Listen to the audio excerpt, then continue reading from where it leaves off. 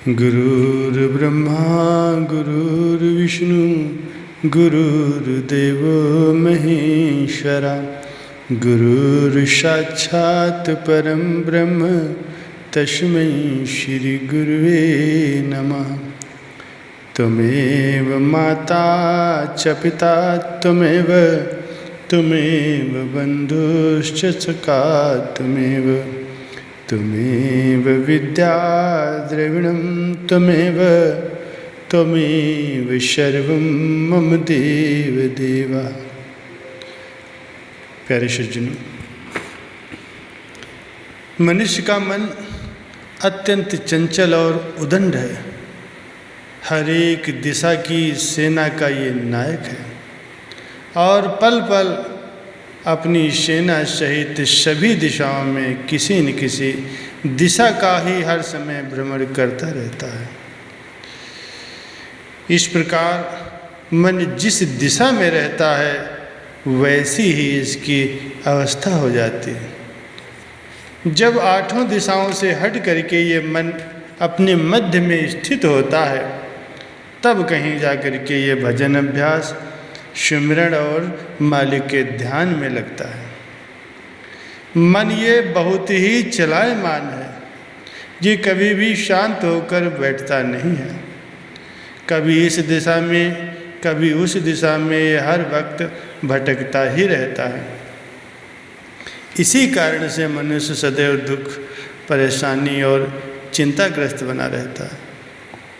जैसे कुम्हार का चाक हर वक्त घूमता रहता है, उस पर भिन्न भिन्न प्रकार के बर्तन बनाए जाते हैं, लेकिन जिस समय ये चाक घूमना बंद कर देता है तब फिर बर्तन भी नहीं बनाए जा सकते। इसी प्रकार जब तक ये मन इधर उधर चलायमान है, गतिशील है, तब तक ही इसमें संकल्प, विकल्प और अनेक प्रकार की इच्छाएं उत्पन्न होती हैं। लेकिन जब ये मन ठहर जाता है तो सारी इच्छाएं, कल्पनाएं सब खत्म हो जाती हैं। लेकिन मन तो हर वक्त चलायमान रहता है और हर वक्त ये विषय वासनाएं, इच्छाएं भी उत्पन्न होती रहती हैं। लेकिन जब तक मनुष्य के अंदर ये इच्छाएं आती रहेंगी तब तक मनुष्य ना तो कभी शांत हो सकता है, न कभी आनंद प्राप्त कर सकता है और न ही कभी इसका आवागमन ही कर सकता है। मनुष्य के आवागमन का मेन कारण ही ये मन है। मन की जो गतिविधियां हैं, मन की चंचलता है, यही मुख्य कारण है। इसी से ही मनुष्य का आवागमन होता है। महापुरुष फरमाते हैं कि जब इस मन को मारना और नियंत्रण में रखना हो तब संत महापुरुषों की शरण में जाना अति आवश्यक है। और जब ये मन बस में नहीं होगा फिर इंद्रियों की सेना और इच्छाएं, वासनाएं भी शांत नहीं हो सकती। ज्ञानवान लोग मन के संबंध में कहते हैं कि मन मंत्री है, आत्मा राजा है और शरीर पूरा ये एक प्रकार का साम्राज्य है। राज्य का मंत्री विद्वान, बुद्धिमान और विवेकशील हो, राजा का आज्ञाकारी हो, तब राज्य की व्यवस्था सुदृढ़ रहती है। अगर कहीं मंत्री अज्ञानी है, अन्यायी है, अभिमान में चूर रहने वाला है तो उस राज्य की प्रतिष्ठा और उसका सारा जीवन नष्ट हो जाता है। और इसके साथ राज्य का प्रबंध अव्यवस्थित रहने के कारण राज्य का विनाश भी निश्चित है। अन्य महापुरुष भी मन को शरीर रूपी रथ में जुड़े हुए घोड़े के समान बताते हैं। उनके विचार से शरीर रथ है, इसमें मन रूपी घोड़ा जुता हुआ है। संयम नियम की लगाम है, जीवात्मा रूपी राजा इस पर सवार है। अगर मन रूपी घोड़ा उदंड होगा, चंचल होगा, तो फिर ये इंद्रियों के द्वारा विषयों की तरफ भागेगा। यदि बुद्धि रूपी रथ इस घोड़े की लगाम को अपने हाथों में कसकर इसका सारथी नहीं पकड़ता तो ये फिर घोड़ा बेलगाम होकर के इस रथ को विषयों के गर्त में गिरा देगा। हमें केवल कुछ नहीं करना है, केवल अपने मन का रुख बदलना है, सारा बिगड़ा हुआ काम बन जाएगा। परिवर्तन कुछ नहीं करना है, केवल मन के रुख को बदलना है। मन का स्वभाव पलट जाएगा। जब मन का स्वभाव पलट जाएगा तो फिर जो सत्य है, जो शाश्वत है, उसका ज्ञान हो जाएगा। मन अनेक जन्मों से बिगड़ा हुआ है, अनेक जन्मों से इसे विषय विकारों की ओर दौड़ने की आदत पड़ चुकी है। केवल इसके रुख को मोड़ना है और कुछ भी करने कराने की जरूरत नहीं है। महापुरुष कहते हैं कि मन क्या है? केवल संकल्प विकल्प का जो समूह है उसी का नाम मन है। मन का कोई दूसरा रूप नहीं है। मन दो प्रकार का होता है, एक निकृष्ट अथवा अशुद्ध मन, जो कि आँखों के नीचे जो शरीर है उसको पिंड देश कहते हैं। तो ये है निकृष्ट मन, पिंड देश में रहता है। अर्थात सूरत जब तक पिंड देश में रहती है अशुद्ध मन अपना काम करता है। दूसरा है शुद्ध मन, जो कि ब्रह्मांड देश में रहता है, जिसके कार्य की सीमा त्रिकुटी प्रदेश तक सीमित है। जब सूरत त्रिकुटी से आगे बढ़ती है तो दशम द्वार में पहुंचकर सूरत और शब्द मिलकर के एक रूप हो जाते हैं। अर्थात सूरत शब्द में विलीन होकर के अपना रूप खो देती है, तब एकमात्र शब्द ही शेष रह जाता है। मन के नाम कितने हैं? महापुरुषों ने कहा है कि मन को दिल भी कहते हैं, नफ्स भी कहते हैं, शैतान भी कहते हैं और सांप भी कहते हैं। विचार करने की बात यह है कि ये शैतान अथवा सांप मनुष्य के अंदर घुसा हुआ है। यदि मनुष्य मन के साथ स्नेहपूर्वक बर्ताव करेगा तब तो नुकसान है, इसके साथ तो कठोरता का बर्ताव करना ठीक है। इसकी एक न सुनो।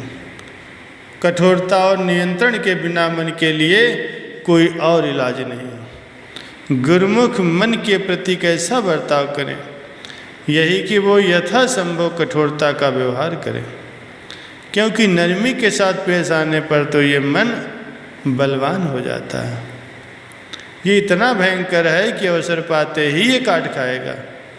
इसलिए सदैव सावधान रहना चाहिए।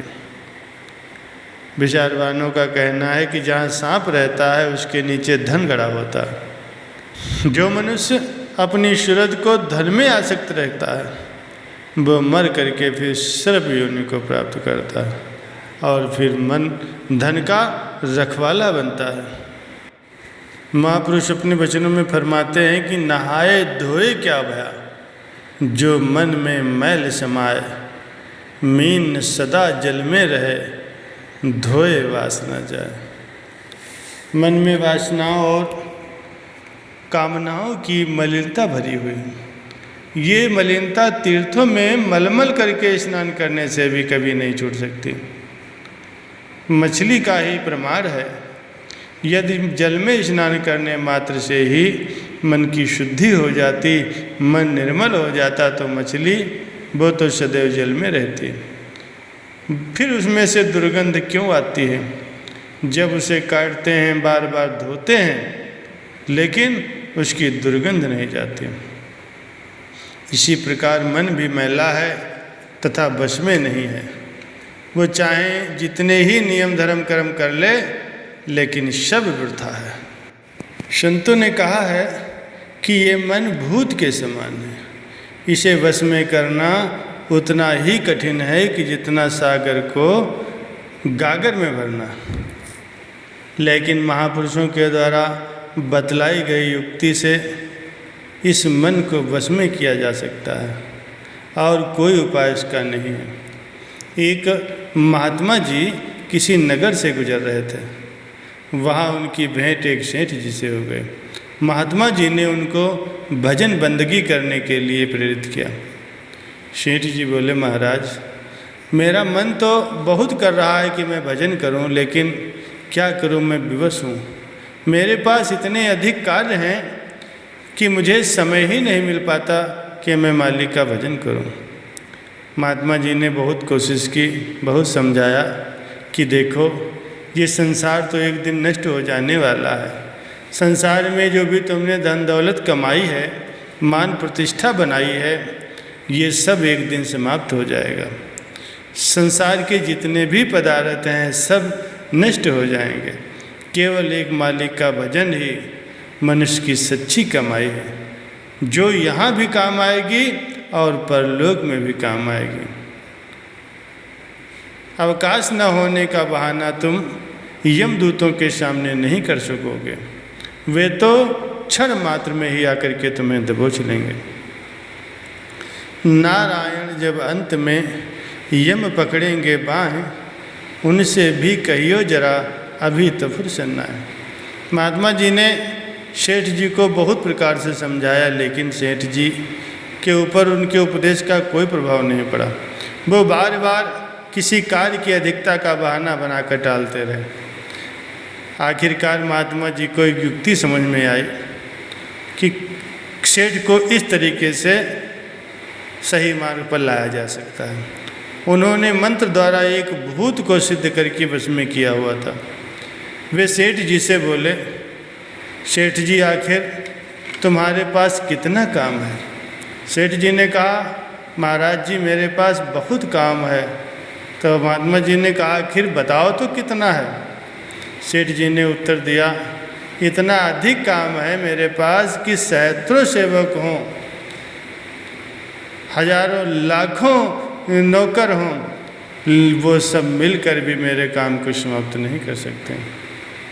दूर दूर तक बड़े बड़े नगरों में मेरे फर्म की शाखाएं हैं, सैकड़ों कंपनियां हैं और अनगिनत पार्टियों के साथ लेन देन है।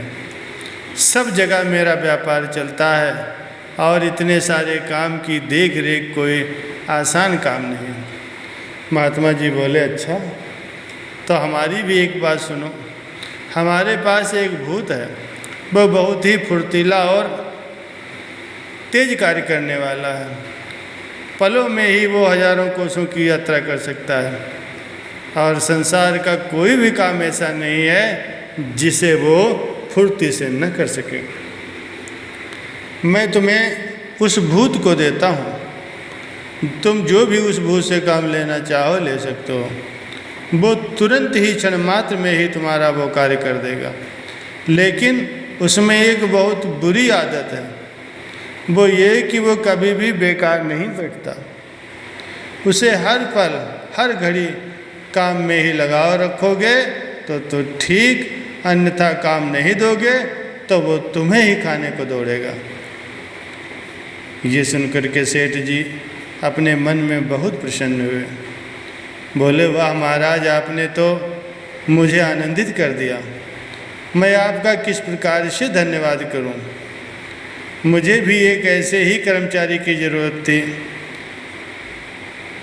रहा बात काम न देने की, तो आप इसकी बिल्कुल भी चिंता न करें। मेरे पास किसी भी काम की कमी नहीं है। चाहे सैकड़ों भूत भी आकर के लग जाएं, लेकिन काम मेरा समाप्त नहीं हो सकता।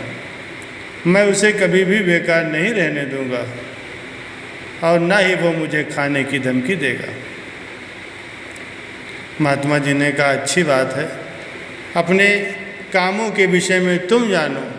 हम तो एक बार फिर से तुमको समझा दे रहे हैं कि इस भूत को कभी भी बेकार मत रहने देना, अन्यथा ये तुम्हें ही खा जाएगा। महात्मा जी ने इतना कहा और भूत को सेठ जी के हवाले करके महात्मा जी वहाँ से आगे प्रस्थान कर गए। उनके चले जाने के बाद सेठ जी ने उस भूत को काम पर लगा दिया, किंतु ये देखकर सेठ जी के आश्चर्य का ठिकाना नहीं रहा कि भूत गजब का फुर्तीला है। उसे जो भी काम बताया जाता वो बात ही बात में उस काम को पूरा करके वापस आ जाता और फिर तुरंत ही दूसरा काम मांगता। पहले तो सेठ जी ने उसे बहुत से छोटे मोटे साधारण काम बताए, लेकिन जब वो अनुमान से अधिक तेजी के साथ में दूर दूर नगरों के बड़े बड़े काम करने लगा, उन सबको क्षणों में ही समाप्त कर देता और फिर तुरंत आधमुकता और सेठ जी से दूसरा काम बताने को कहने लगता। इस प्रकार कुछ समय तक तो सेठ जी उसे विभिन्न कामों में लगाए रखे। अंततः वे उससे तंग आ गए, क्योंकि तीव्र गति से कार्य करने के कारण इस भूत को 24 घंटे व्यस्त रखना सेठ जी को बहुत कठिन लग रहा था। जब भी सेठ जी दूसरा काम बताने में जरा सी भी देरी करते तो भूत उन्हें खा जाने की धमकी देता। विवश होकर सेठ जी फिर कोई न कोई काम सोचकर उसे बता देते, किंतु ऐसी बात कब तक निभती। नौबत यहाँ तक आ पहुँची कि सेठ जी को ये बताने का, ये सोचने का मौका ही नहीं मिलता कि वो भूत को क्या काम बताएं। अन्यथा जब उन्हें भूत के लिए कोई काम नहीं याद आया तो वह भूत से बोले, अब आराम करने का समय है, मैं भी थक गया हूँ और तुम भी जा कर के आराम कर लो। इतना कहकर सेठ जी कमरे में जाकर सो गए, लेकिन वो तो भूत था, उसे कहाँ का आराम था। वो सेठ जी के कमरे के दरवाजे और खिड़कियों को पीट पीट कर शोर मचाना आरंभ कर दिया कि मुझे काम बताओ, मुझे काम बताओ। उसने दरवाजे और खिड़कियों के सारे शीशे तोड़ डाले। शोर को सुन करके सेठ जी जाग पड़े और कमरे को देखा तो वहाँ एक भूचाल सा आया हुआ था। घबराकर बोले, अरे पागल, ये तूने क्या कर दिया? कमरे के तो सारे शीशे ही तोड़ डाले। भूत ने कहा, ये विनाशकारी कांड मैंने अपनी शर्तों के अनुसार किया। आपके साथ मैंने फिर भी रियायत की, क्योंकि शर्त तो आपको खा जाने की थी। मैंने तो केवल शीशे तोड़े। पहले तो सेठ जी को इस बात का गर्व था कि मेरे पास काम की बहुत ज़्यादा अधिकता है, जिसे कोई नहीं समाप्त कर सकता। लेकिन जब ये दशा देखी कि लाख सोचने पर भी कोई काम नहीं याद आ रहा था जो वो सेठ जी को बताएं, वो भूत को बताएं। इधर भूत भी अपनी शर्त के अनुसार बार बार उन्हें खा जाने की धमकी दे रहा था। ऐसी अवस्था में सेठ जी बहुत घबराए और महात्मा जी की याद आई। वे बार बार महात्मा जी को याद करने लगे, पुकारने लगे, प्रार्थना करने लगे कि हे प्रभु, हे महाराज, हे संत जी, आकर के शीघ्र ही मुझे इस विपदा से छुटकारा दिलाइए। जब किसी को सच्चे हृदय से याद किया जाता है तो वो पुकार अवश्य सुनी जाती है। सेठ जी के स्मरण करते ही महात्मा जी सामने से आते हुए दिखाई दिए। निकट जाकर उन्होंने सेठ जी को परेशान और घबराया हुआ देखकर पूछा, सेठ जी क्या बात है, आप बहुत परेशान हैं? महात्मा जी को अपने सम्मुख पाकर के सेठ जी की जान में जान आई। रोते हुए महात्मा जी के चरणों में गिर पड़े। बोले, महाराज, इस भूत से मेरा पीछे छुड़ाइए।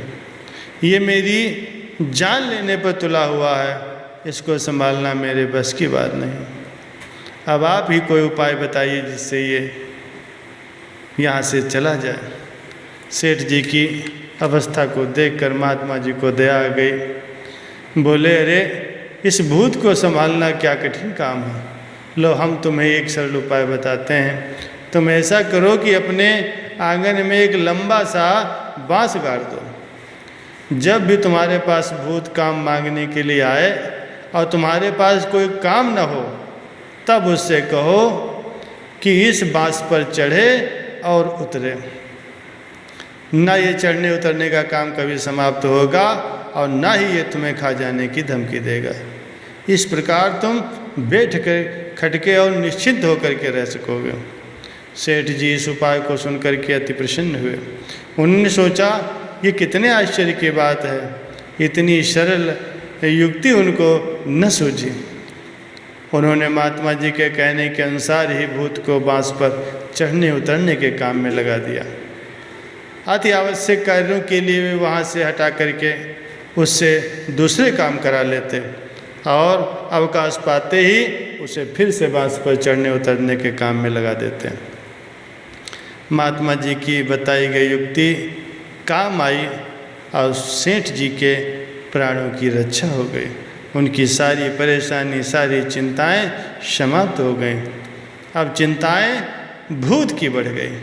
निरंतर बांस पर चढ़ते उतरने से उसे अपनी छठी का दूध याद आ गया।